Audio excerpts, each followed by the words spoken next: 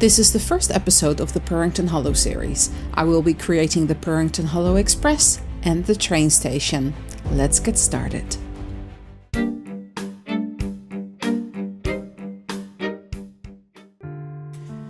Hello my lovely ravens, welcome back to my channel. Today is the start of a new series called Purrington Hollow. This project has been in my mind for quite some time, however I never knew how to execute it until now. It is a passion project and I didn't want to rush it, but enjoy it in any way I can. We moved to our new place back in January and now I have room in my studio for this massive project. It will be a multi-year project and I hope to use mainly bits and pieces that are destined for the recycling bin, and perhaps you can follow along with some of the smaller pieces. Purrington Hollow, it started with a love for cats and Harry Potter. I imagined a wall with the world of cats, but what if that is combined with Harry Potter? I want to include shops from Hogsmeade, Diagon Alley and the Hogwarts Legacy game. Purrington Hollow will be a bit like Hogsmeade in that way, just only with shops that I personally like. At the base there will be a town square with a large tree with fairy lights. I also want to include a well and a water mill. The village itself will have lots of platforms, nooks and crannies for the cats, and the overall aesthetic will be forest meets cottagecore vibes. Plants, moss, rocks, flowers, clutter like plant pots, pumpkins, carts, etc. You name it and I'll probably include it. The cats will of course be the Harry Potter franchise cats. Simplified as a cone shape, you will see the first cat I created, Harry Cat, at the beginning and the end of this video. This was the first cat I made and I suppose he looks a little bit like a mouse, but he has a muzzle, a long tail and smaller ears than a mouse. It's probably the grey color and the shape, but this can all be improved over time. Other visitors of the village can be cats described by you, my subscribers.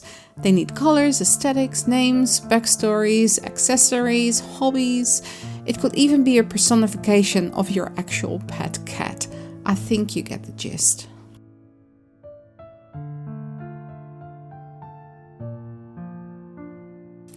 I was thinking of perhaps creating these cats on live streams to hang out with you all a little bit more often and to hear your live thoughts on Purrington Hollow. From time to time I will also ask you to vote in a poll on my community page to decide on streets and shop names because, of course, these need to be catified.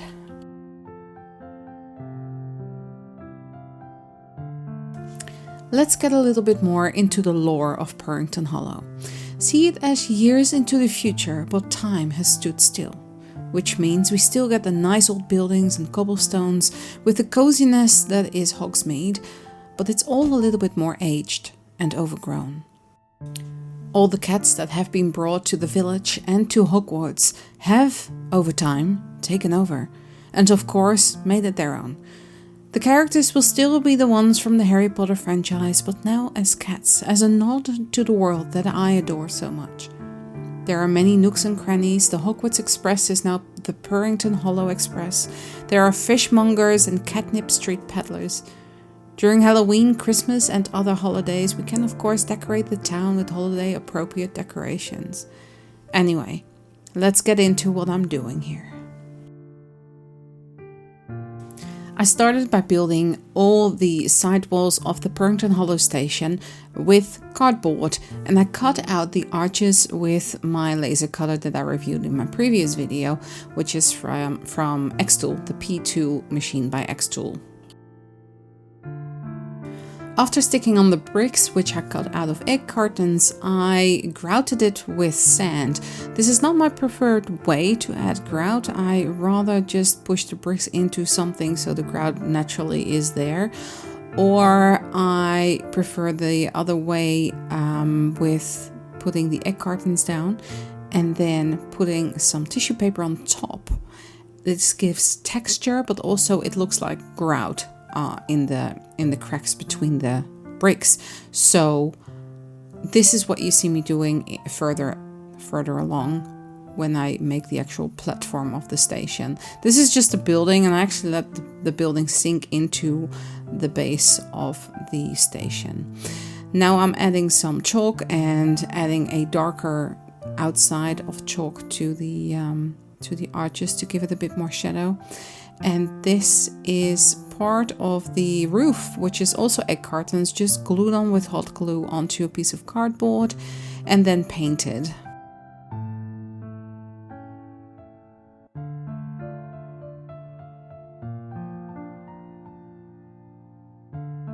And then some dry brushing onto the roof to let that texture and the roof tiles stand out a little bit more.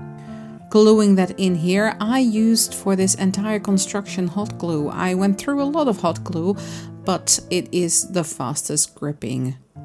I wanted to give this building a nice finish, so I'm going around the outside with more bricks, which gives extra dimension to the building and yeah, just finishes it off really nicely. And of course some dry brushing to let those bricks stand out even more.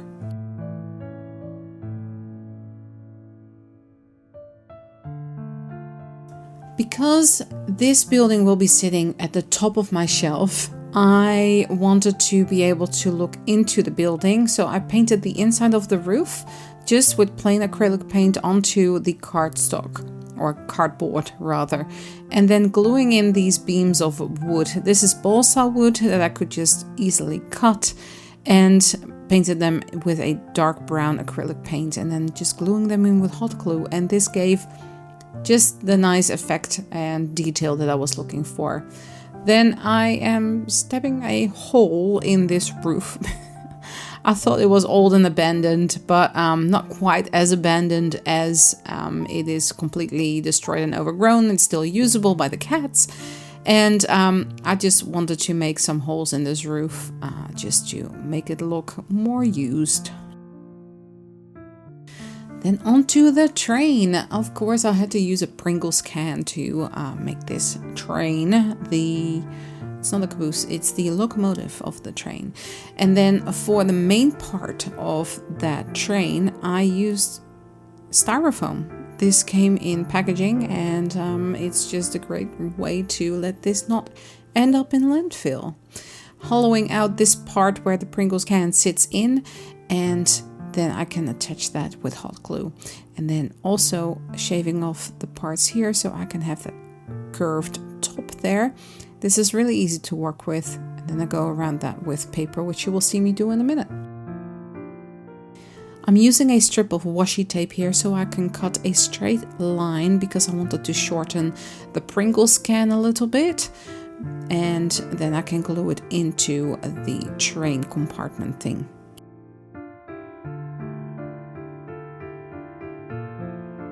Cutting out some strips here, which will be for the base of the train where you can see the corrugation. I'm just going to glue them on top with some hot glue so it has a nice finish.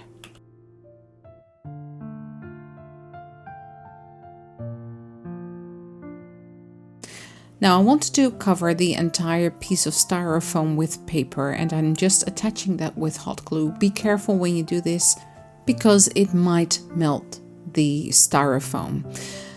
Now I had to cut out this awkward shape that goes at the front here, and that is just mainly because I already attached the Pringles can. But yes, there we go. And then going around with a piece of paper like so. This is a bit heavier paper, like about 120 to 150 grams paper. Then going around the Pringles can as well and attaching that also with hot glue. And then I have this plastic lid, which I will use for the front. I'm just going to sand that a little bit so the paint will adhere a little bit better to the plastic. Then underneath I need to make this little jibber to make it all level sitting on that piece of cardboard.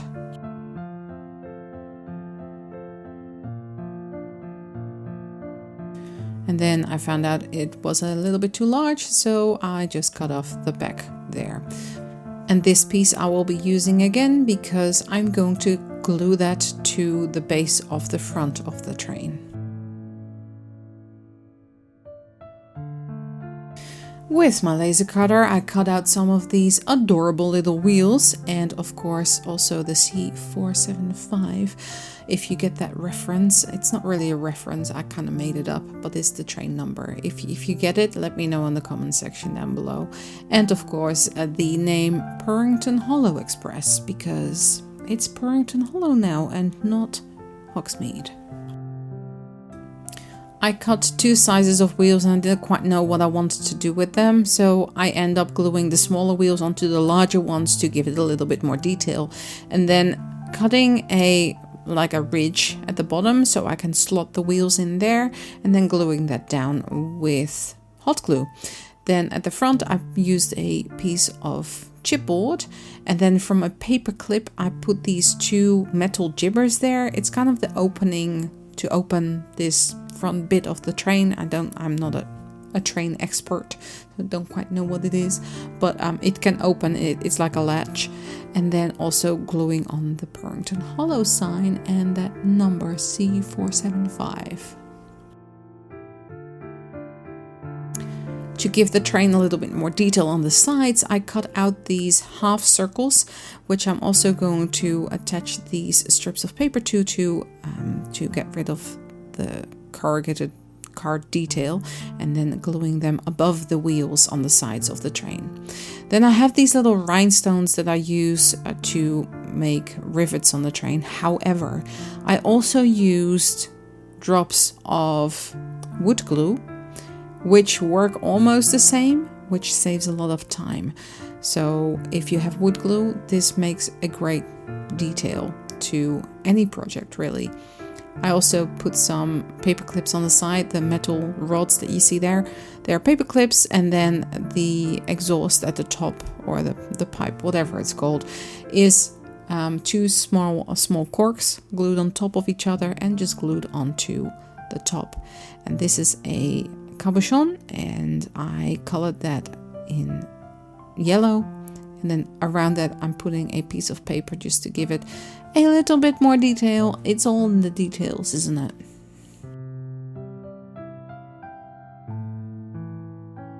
And there we have a train, which is still not finished because I keep adding details to this thing. I have this crochet thread, which I run through some PVA glue, and then I'm going to attach that all around the edges where the paper kind of not meets. And this gives it just that finished look that I wanted. You can also see that I drew out the windows, and around that are paper clips that I just bent into shape really and attached them with wood glue. Then I spray painted the whole thing black just to give it that base coat, and then I'm going over with crackle paint and the red paints and black paint again over the black parts as well, because some parts are shiny because of the glue and some parts are matte and not quite fully covered. So I'm going over with the black, and then the windows, the rims of the windows will be gold, and there's that Purrington Hollow Express sign on the side as well. And I absolutely love how this is coming together. Then I'm going to attach the crackle paint to all the parts that will be red and black. So I'm going to go over that now. I had this crackle paint for a while, but it's still going strong, so I just use it again. It dries shiny. That's the only thing, but I think it worked out in the end.